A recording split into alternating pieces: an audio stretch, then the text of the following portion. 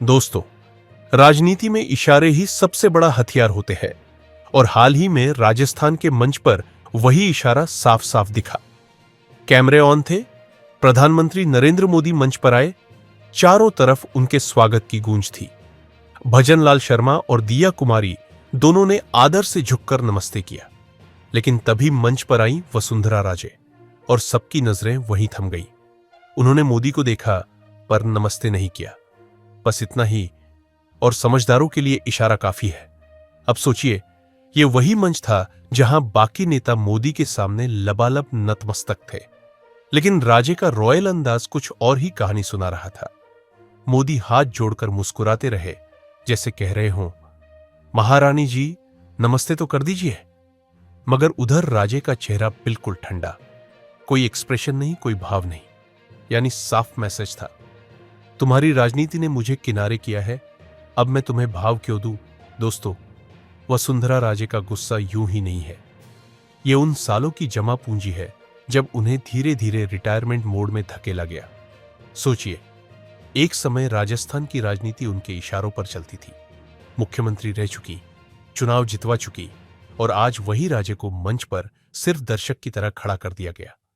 ऐसे में उनका यह राजसी बर्ताव कोई चौंकाने वाली बात नहीं है। भाई साहब, इस पूरे ड्रामे में सबसे दिलचस्प बात यह है कि मोदी भी जानते हैं कि राजे को नजरअंदाज करना इतना आसान नहीं। तभी तो मंच पर वह उन्हें बार बार कन्विंस करने की कोशिश करते रहे। हाथ जोड़ना, मुस्कुराना, नजरों से इशारा करना, सब कुछ आजमा लिया, लेकिन राजे ने बिल्कुल भी रिस्पॉन्स नहीं दिया। यह था पॉलिटिकल ठाठ, और यह वही रॉयल एटीट्यूड है जिसकी वजह से लोग उन्हें असली महारानी कहते हैं। अब सवाल यह उठता है कि आखिर बीजेपी अध्यक्ष का मुद्दा क्यों बार बार टल रहा है। भाई, सीधी सी बात है, मोदी शाह की जोड़ी किसी भी हालत में राजे जैसी पुरानी महारानी को दोबारा ताकतवर होते नहीं देखना चाहती। इसलिए जेपी नड्डा जी को लगातार एक्सटेंशन मिल रहा है। नया अध्यक्ष घोषित नहीं किया जा रहा, क्योंकि अगर कुर्सी खाली हुई तो राजे का नाम खुद ब खुद चर्चा में आ जाएगा। राजस्थान की राजनीति में राजे का वोट बैंक मजबूत है। उनके समर्थक हर जिले और हर विधानसभा में मौजूद है। यही वजह है कि वह आज भी मोदी के लिए चुनौती बनी हुई है। मोदी और शाह भले ही उन्हें संगठन से दूर रख ले, लेकिन जमीन पर राजे की पकड़ अभी भी बरकरार है, और मंच पर उनका यह नमस्ते न करना दरअसल एक मैसेज था, मैं अभी भी जिंदा हूं और मुझे इग्नोर करना आसान नहीं है। अब देखिए, मंच पर मोदी के साथ खड़ी नई टीम, भजनलाल शर्मा और दिया कुमारी दोनों पूरी विनम्रता दिखा रहे थे।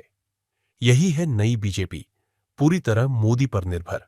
और उधर खड़ी थी वसुंधरा राजे, जो कह रही थी, मैं तुम्हारी शिष्या नहीं बल्कि बराबरी की खिलाड़ी हूं। यही है पार्टी के भीतर असली क्लैश, नई टीम बनाम पुरानी महारानी। दोस्तों, राजनीति में यह सब यूं ही नहीं होता। राजे जानती है कि उन्हें बीजेपी अध्यक्ष नहीं बनाया जाएगा, लेकिन उनका इशारा साफ है, अगर मौका मिला तो वह पूरी ताकत से वापसी करेंगी। उनके समर्थक भी यही मानते हैं कि नड्डा जी के बाद सबसे बड़ा चेहरा वही हो सकती है। सवाल बस इतना है कि क्या मोदी शाह इस संभावना को हमेशा के लिए दबा पाएंगे। अब जरा सोचिए, आज जो राजे मंच पर बैकफुट पर दिख रही थी, वही कल फ्रंट फुट पर भी आ सकती है। राजनीति का खेल पल भर में बदल जाता है, और राजे का अनुभव, उनका नेटवर्क और उनका वोट बैंक उन्हें अब भी एक दमदार खिलाड़ी बनाए रखते हैं।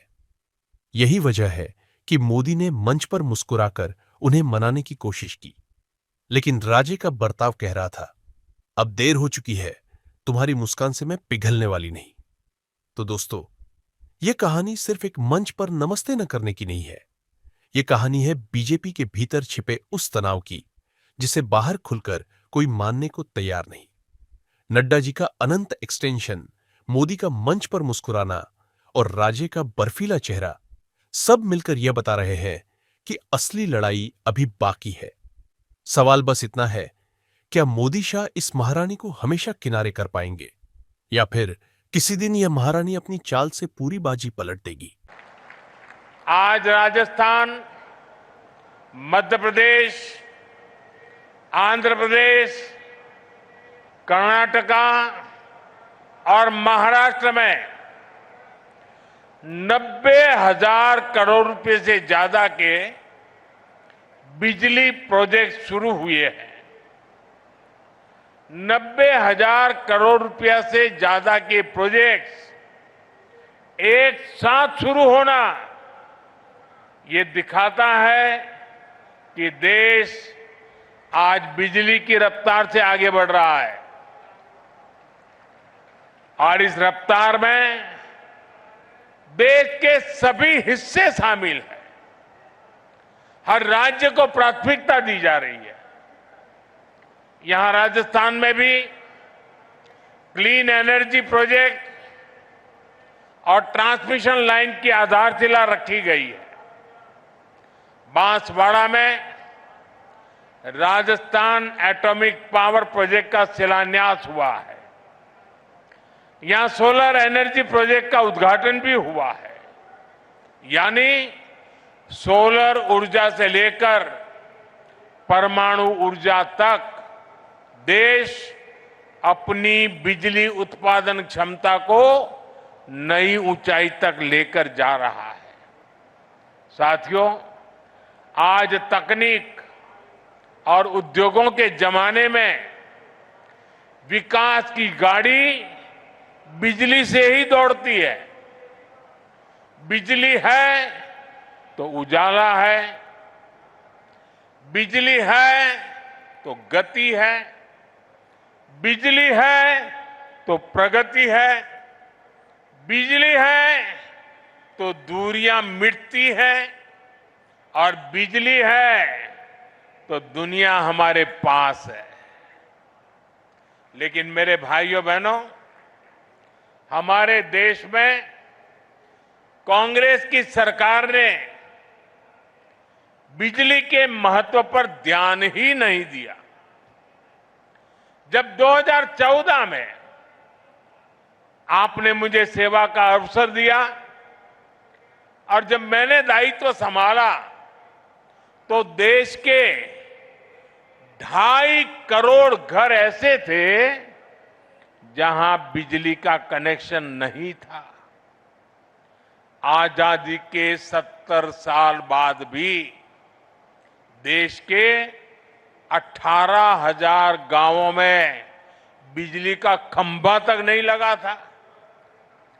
देश के बड़े बड़े शहरों में घंटों घंटों की बिजली कटौती होती थी। गांव में तो 4-5 घंटे बिजली आ जाए तो बड़ी बात होती थी और उस समय लोग चुटकुला सुनाते थे कि हमारे यहां बिजली जाती है, ये न्यूज नहीं है।